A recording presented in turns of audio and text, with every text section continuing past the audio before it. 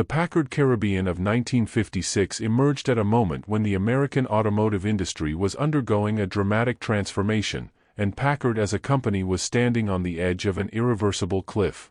To understand what made the 1956 Caribbean so remarkable, one must first understand the cultural climate and the sense of urgency that surrounded Packard during this era.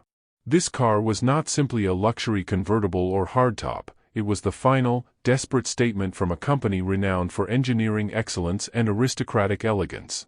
It represented an attempt to remind the world that Packard still had the ability to build machines capable of rivaling Cadillac, Lincoln, and even the highest echelons of European luxury.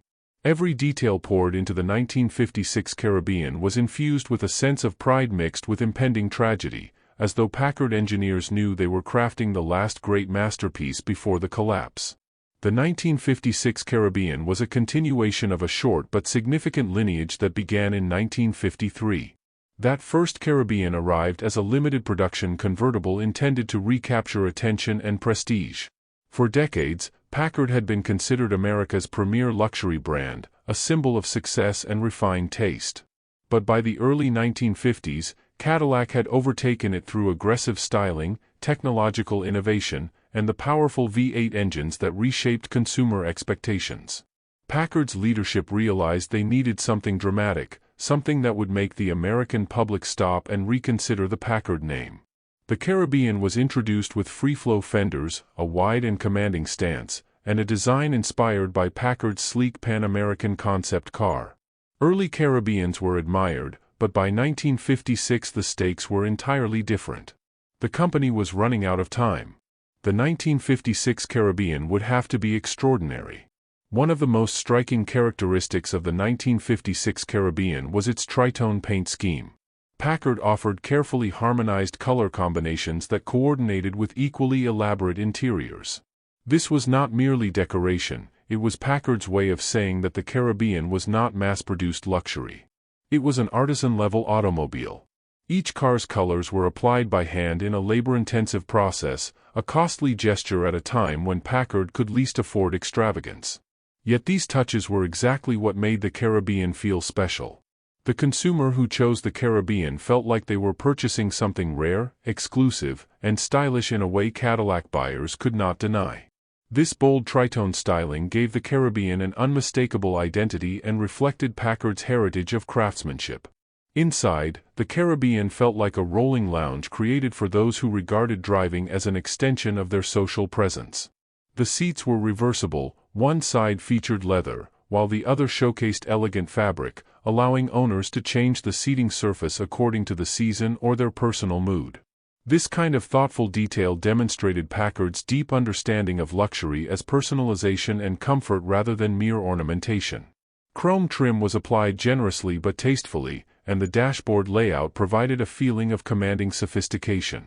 Everything inside the Caribbean communicated refinement rooted in practicality. The interior did not scream for attention but rather whispered with confidence. Under the hood, however, Packard wanted to prove something much louder, that it could build an engine capable of matching or exceeding the best Cadillac had to offer. The 1956 Caribbean carried Packard's powerful 374 cubic inch V8, producing an impressive 310 horsepower when equipped with dual 4-barrel carburetors. For Packard, this engine was more than a mechanical achievement, it was a declaration of relevance. Throughout the early 20th century, Packard earned its reputation through engineering superiority, producing some of the finest straight-eight engines and even V12 power plants. But by the mid-1950s, customers wanted V8 power, modern acceleration, and a sense of effortless speed. With the 374 engine, Packard delivered. Owners and testers of the time frequently commented on the Caribbean's smoothness, quiet operation, and surprising agility for such a large luxury vehicle. Another innovation was the torsion-level suspension. This engineering marvel relied on long torsion bars stretching across the car's chassis, allowing all four wheels to react together to road imperfections. The result was a ride quality unmatched by most competitors. The system even featured an automatic leveling mechanism that responded to changes in passenger or trunk weight. This created the impression that the Caribbean was floating over the pavement while still maintaining composure during turns. Packard's engineers believed the suspension would redefine American luxury driving, and in many ways, they were correct. Torsion level was praised by drivers, reviewers, and even curious Cadillac engineers who quietly studied the system. Yet despite its brilliance, this innovation came too late to save Packard from financial distress. The 1956 Caribbean also benefited from significant improvements to the Ultramatic transmission, known as the Twin Ultramatic in its later form. This upgrade provided smoother shifting and better compatibility with the powerful new V8. Although some reliability concerns existed due to rushed production schedules, when functioning properly the Twin Ultramatic delivered a uniquely refined driving experience. Packard's emphasis on comfort was evident not only in the gentle ride but in the transmission's ability to remain subtle and unobtrusive. Drivers of the Caribbean often found that the car required very little effort to operate, making it a relaxing yet commanding presence on the road. Despite the brilliance embedded in the Caribbean's design and engineering, Packard's situation in 1956 was dire. The merger with Studebaker in 1954, intended to strengthen both companies, had instead drained Packard's resources. Studebaker's hidden financial weaknesses became a heavy burden, and Packard executives quickly realized that the merger placed them in a compromised position. Production costs rose, supplier confidence decreased, and dealers hesitated to commit to new models. Even with the Caribbean's luxury appeal, sales were insufficient to keep the company stable. Packard struggled to fund new technologies, styling updates, and marketing efforts. The Caribbean thus became both a triumph and a symbol of the company's vulnerability. Adding to this challenge was the shifting landscape of American consumer expectations. Post-war prosperity had given rise to bold tail fins, chrome excess, and aggressive horsepower races. Cadillac, with its lavish styling and reputation for power, captured the public imagination. Lincoln followed closely behind, offering distinctive designs backed by Ford's financial might. Chrysler pushed engineering boundaries with the forward look, injecting a futuristic spirit into its lineup. Against this backdrop, Packard's elegance, once its greatest strength, began to seem reserved, even conservative. The upscale buyer who once viewed Packard as the pinnacle of American luxury now found more excitement and modernity elsewhere. The Caribbean's tritone paint and unique details made it eye-catching, but Packard lacked the massive advertising budgets and cultural dominance enjoyed by Cadillac and Lincoln. Furthermore, dealership networks played a crucial role in the mid-1950s automotive market. Cadillac dealers had prime locations, well-financed service departments, and a steady flow of customers. Packard dealers, on the other hand, faced shrinking inventories and uncertain futures. Many customers hesitated to buy a luxury car from a brand rumored to be declining. Even if the Caribbean impressed them, the concern about future service, resale value, and long-term parts availability weighed heavily on their decisions. This sense of instability shaped public perception of Packard more than the quality of its cars did. Yet for those who actually drove the 1956 Caribbean, these external issues faded behind the wheel. The Caribbean delivered a unique blend of American confidence and refined composure. Acceleration came effortlessly, and the V8 responded with a deep, satisfying note. The suspension smoothed out rough roads, giving occupants the feeling that they were gliding rather than driving. One could take the Caribbean on long, open highways or through bustling city boulevards, and the car would always maintain its dignity. It was a statement of personal style, a celebration of craftsmanship, and a subtle reminder that luxury was about more than flaunting wealth, it was about feeling genuinely at ease. As production numbers reveal, the 1956 Caribbean was exceedingly rare. Only a limited number of convertibles and hardtops were produced, partly due to Packard's deteriorating financial situation. Each surviving example today feels like a relic of a bygone era, a physical embodiment of Packard's final attempt to prove its worth. Enthusiasts who collect or restore these cars often regard them with a sense of nostalgia mixed with sorrow. They know that the Caribbean represented excellence at a moment when excellence was not enough to save a company whose struggles ran deeper than any single model could address. For many collectors, owning a 1956 Caribbean is like owning the closing chapter of one of America's greatest automotive stories. Even in its final year of true Packard production, the Caribbean continued the company's long tradition of innovation. Engineers and designers did not abandon their commitment to quality simply because the company's future looked bleak. Instead, they poured even more dedication into the vehicle, as though determined to create a lasting testimony to Packard's legacy. The Caribbean was crafted with extraordinary attention to detail, reflecting decisions made by individuals who understood that their work might be the company's last opportunity to shine. This mix of pride and melancholy shaped the car's identity in profound ways. By 1956, Packard's factory operations in Detroit were winding down. Production was increasingly shifted toward facilities shared with Studebaker, and this consolidation further eroded the brand's image. Packard vehicles built on Studebaker platforms were often criticized for lacking the structural integrity and elegance associated with traditional Packard craftsmanship. The Caribbean, however, remained distinct. It retained Packard's robust frame, its powerful engine, and its signature suspension system. It stood apart from the rest of the lineup, a reminder of what Packard could achieve when given the freedom and resources to build without compromise. The pressure surrounding the Caribbean's development also brought out a remarkable level of creativity among Packard's staff. Designers experimented with bolder paint schemes, more sculpted body lines, and interiors that blended comfort with sophistication. Engineers refined the torsion level system to ensure it performed reliably under a wide variety of conditions. Although the company was running short on capital, morale among the teams responsible for the Caribbean often felt strangely high. Many workers saw themselves as guardians of a tradition stretching back to 1899, and producing the Caribbean gave them a sense of purpose during the company's final struggle for survival. Even as the 1956 Caribbean embodied everything Packard once stood for, its very existence highlighted the contradictions tearing the company apart.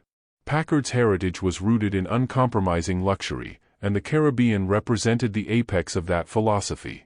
But the automotive world of the mid-1950s was no longer shaped solely by craftsmanship or engineering excellence. Instead, it revolved around production scale, marketing power, and corporate alliances. Packard had the talent to build extraordinary cars, but it no longer possessed the industrial muscle required to survive in an increasingly competitive market. The Caribbean was magnificent, but it was also a reminder that magnificence alone could no longer sustain the company that had once supplied vehicles to presidents, royalty, and the world's elite. Those who worked within Packard during those final years often described an atmosphere of both determination and resignation. Many employees recognized that the company's decline was no longer reversible, especially after the financial realities of the Studebaker merger became clear. Yet rather than abandon their commitment, they doubled down. Engineers, designers, and craftsmen took great pride in the Caribbean because it allowed them to express the essence of Packard during a moment when the brand still had access to its traditional Detroit facilities and its specialized tooling. To create a car as sophisticated as the 1956 Caribbean under such circumstances required extraordinary dedication. The people behind the car understood that they were creating what might be the last true Packard ever produced, and this awareness infused their work with a sense of urgency and emotional depth. The Caribbean appealed to a particular type of buyer, someone who appreciated understated glamour rather than the extravagant fins and hypermodern styling beginning to dominate the luxury landscape. In 1956, automotive fashion was shifting toward a future shaped by jet-inspired forms, sweeping chrome accents, and an almost theatrical sense of speed. Packard had historically resisted these trends, preferring a dignified and architectural design language. The Caribbean's tritone paint and bold details were a departure from Packard's conservative past, yet the car still carried itself with a restraint that separated it from its more flamboyant competitors. The Caribbean announced its presence without shouting, and for a small number of buyers, this subtle distinction was deeply appealing. However, such buyers represented a shrinking segment of the market. Younger post-war consumers sought excitement and novelty, and Packard's refined identity felt increasingly out of step with the times. Cadillac embraced flamboyance with confidence, and buyers rewarded them for it. Lincoln adopted daring stylistic experiments supported by Ford's vast resources. Chrysler shocked the entire industry with the futuristic forward look of Virgil Exner, which turned showroom floors into showcases of dramatic space-age optimism. Against this backdrop, Packard's more measured aesthetic struggled to capture public imagination on a national scale. The Caribbean was beautiful, but beauty alone could not compete with spectacle. This cultural shift wounded Packard more deeply than any engineering or financial issue because it attacked the brand's very character. Even so, the few who purchased a Caribbean in 1956 acquired a driving experience unmatched by many of the era's luxury vehicles. The torsion-level suspension system performed effortlessly on long, open highways, absorbing road imperfections with grace. Passengers often commented that the ride felt like floating, a sensation that made the Caribbean ideal for lengthy travel. The system also contributed to superior handling, especially in contrast to the heavy, softly sprung rides offered by Cadillac and Lincoln. Packard had succeeded in delivering a genuinely innovative technology, one that combined comfort and control in ways American buyers had seldom experienced. Even decades later, automotive historians would cite the torsion-level system as one of the most advanced suspensions of its time. Owners of the 1956 Caribbean also appreciated the mechanical refinement of the 374 cubic-inch V8. This engine delivered smooth yet authoritative power, enabling the large luxury vehicle to accelerate with confidence. The dual-quad carburetor arrangement offered by Packard allowed the Caribbean to stand among the most powerful American cars of its year. The engine's output was not just impressive on paper, it translated directly into real-world performance that surprised many competing luxury car owners. Despite Packard's imminent collapse, the company had created one of the most capable and desirable power plants of the 1950s. This achievement made the Caribbean even more poignant, as it demonstrated that Packard retained the ability to innovate even as the company was losing its foothold in the industry. Much of the Caribbean's charm came from its exclusivity. Only a small number of units were produced in 1956, making the car extremely rare even in its own time. For collectors today, the scarcity of the Caribbean contributes significantly to its mystique. Each surviving example represents a chapter in an extraordinary story, a story of brilliant engineering, artistic ambition, corporate misfortune, and the end of a legendary American institution. Restoring a Caribbean is often described as a labor of love, requiring meticulous attention to detail and a commitment to authenticity. Whether in concours events or private collections, the 1956 Caribbean is celebrated as both a spectacular automobile and a symbol of Packard's final, defiant attempt to reclaim its place among the world's finest cars. It is impossible to fully understand the Caribbean without understanding the emotional significance it carried within Packard's corporate culture. For decades, Packard had been regarded as the epitome of refined American luxury. Its vehicles were chosen by diplomats, wealthy industrialists, celebrities, and heads of state. The Packard name had once been synonymous with prestige. But starting in the late 1940s, a combination of strategic missteps and competitive pressures weakened the company's position. The shift toward mass-market models diluted the brand's identity, and the lack of a V8 engine until 1955 was a major disadvantage in a marketplace hungry for power. When Packard finally introduced its V8, it was an exceptional engine, but by then, Cadillac had already established itself as the dominant force in American luxury.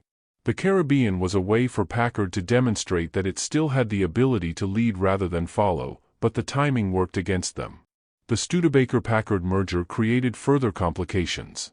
Intended to provide both companies with the financial stability needed to compete, the merger instead exposed Packard to significant liabilities. Studebaker's production costs were far higher than expected, and the company's outdated facilities hindered profitability. Packard executives soon realized they had linked their fate to a partner unable to support them. This situation drained resources that could have been used for new product development, marketing campaigns, or modernizing Packard's own operations. As a result, even exceptional vehicles like the Caribbean could not mask the underlying fragility of the corporation. By 1956, Packard's days as an independent carmaker were coming to an end. Dealers across the country were losing confidence, customers feared purchasing a luxury car from a brand rumored to be collapsing, and suppliers hesitated to extend credit. Packard's Detroit plant, once a center of innovation and pride, would soon close. In 1957, Packard models were built on Studebaker bodies, leading to a dramatic erosion of the brand's prestige. These vehicles lacked the engineering sophistication and build quality that had defined Packard for decades. They were Packards in name only, and customers recognized this instantly. The Caribbean, therefore, occupies a special place in automotive history as one of the last vehicles designed and built under the true Packard philosophy. For enthusiasts, the Caribbean represents the final spark of brilliance before the brand's extinguishment. It encapsulates the tension between tradition and modernity, ambition and limitation, innovation and instability. When viewed today, the car seems almost like a monument, an elegant, chrome-adorned reminder of both what Packard was and what it could have continued to be. Many historians argue that if Packard had possessed the financial stability to market and refine the Caribbean concept more aggressively, it might have regained some of its former glory. Instead, the Caribbean stands as a masterpiece that arrived too late, unable to reverse the tide of corporate decline. Collectors who own and preserve 1956 Caribbeans often feel a deep emotional connection to the cars. They speak not just of mechanical restoration but of safeguarding history. The vehicles become living artifacts, preserved so that future generations can understand the sophistication that once defined American luxury. At automotive shows, Caribbeans draw admirers who recognize the bold tritone paint, the reversible seats, the distinctive grille, and the innovative suspension. These observers often remark on how advanced the car seems even when compared to other luxury models of the same period. The Caribbean's enduring allure is a testament to the dedication of the engineers and designers who created it during Packard's final years. On the road, the Caribbean still delivers an experience unlike anything else from the 1950s. The torsion-level suspension remains a marvel, providing stability and smoothness that feel astonishing even to modern drivers.